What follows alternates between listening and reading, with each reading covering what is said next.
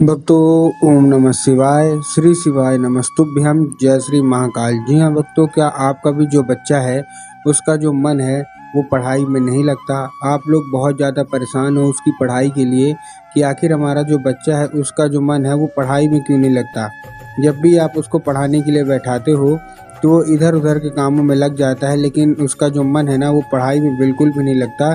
तो ऐसे में कौन सा उपाय करें ताकि आपके बच्चे का जो मन है ना वो पढ़ाई की ओर लगे, पढ़ाई की ओर आकर्षित हो। आज की इस वीडियो के माध्यम से हम आपको बताने वाले हैं क्या करना है, कैसे करना है, पूरा आपको समझाने वाला हूँ। तो बस उपाय ध्यान से सुनिएगा, अच्छे से करिएगा। अगर आपने आज का ये उपाय ध्यान से सुन के अच्छे से कर लिया तो अवश्य रूप से आपका जो भी बच्चा है जिसका मन पढ़ाई में नहीं लगता, अवश्य रूप से उसका जो मन है ना वो पढ़ाई की ओर लगेगा ही लगेगा। देखिए, जो आपका बच्चा है ना जिसका मन पढ़ाई में नहीं लगता, जब भी आप उसको पढ़ाने के लिए बैठाते हो इधर उधर के कामों में लग जाता है, जिसके कारण उसका जो नंबर आता है स्कूल में वो भी कम आता है। आप उसके लिए क्या कुछ नहीं करते, आप बहुत अच्छी उसको स्कूल में तो डाल के रखे ही हैं, बहुत अच्छा कोचिंग ट्यूशन उसको दे के रखा है, लेकिन फिर भी उसका जो मन है ना वो पढ़ाई की ओर नहीं लगता। तो आज का ये उपाय केवल और केवल आपको सुन के अच्छे से कर लेना है, फिर आप खुद देखिए कि भोलेनाथ का कमाल क्या होता है और आपके जीवन में जो आपका बच्चा है जिसका मन पढ़ाई में नहीं लगता वो कैसे केवल दिन रात केवल केवल पढ़ाई ही करता है। ठीक, तो आपको पूरा का पूरा उपाय ध्यान से समझाने वाला हूँ, तो ध्यान से पूरा का पूरा उपाय समझिएगा, अच्छे से करिएगा। अगर आपने ये उपाय अच्छे से कर लिया तो आप खुद ही देखेंगे कि आपके बच्चे का जो मन है ना पढ़ाई में लगेगा ही लगेगा। देखिए, पूज्य गुरुदेव की जो कथा होती है, जैसे कि आपको पता होगा कि पूज्य गुरुदेव की कथा में लाखों की भीड़ आती है, आप सबको पता है ना। तो अभी 5-6 महीना पहले की बात थी, गुरुदेव की कथा चल रही थी, गुरुदेव की कथा में लाखों की भीड़ आई।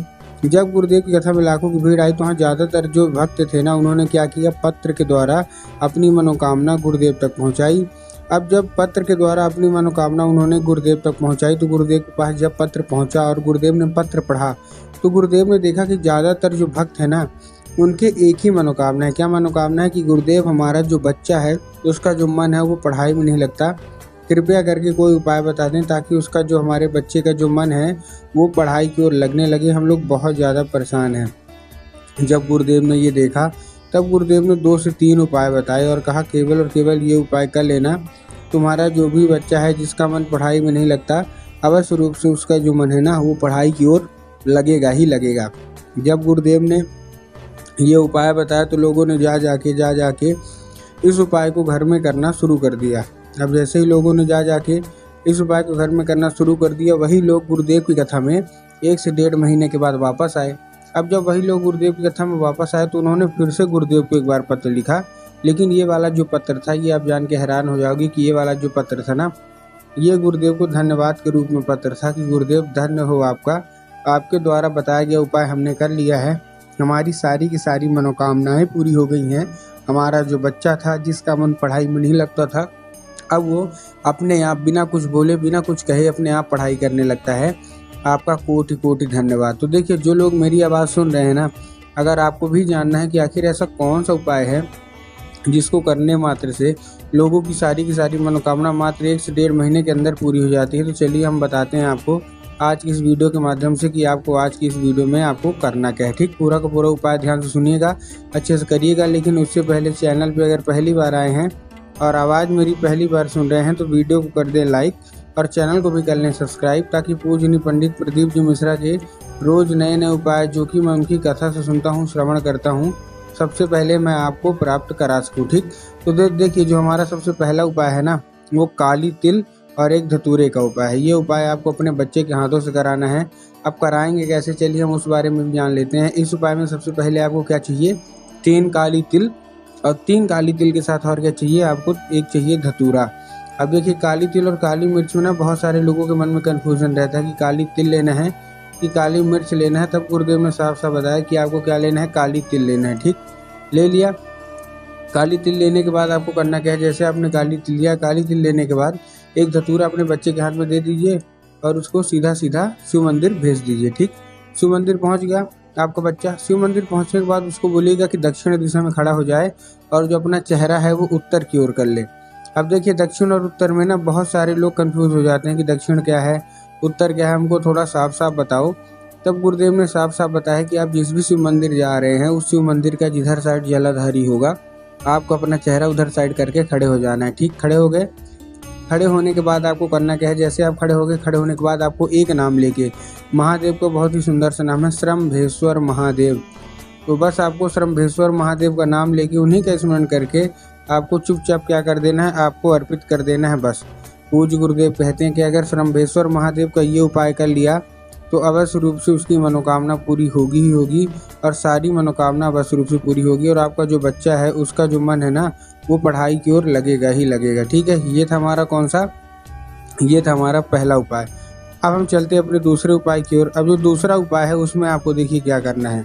इस उपाय में सबसे सिंपल सा बता रहा हूँ। इस उपाय में आपको चाहिए क्या क्या, इस उपाय में आपको चाहिए एक लाल फूल, और ये जितने भी माता पिता है ना उनको ये उपाय करना है, मतलब आपके बच्चों को ये नहीं करना, ये उपाय आपको खुद करना है। अब करेंगे कैसे देखिए उसके बारे में बताते हैं।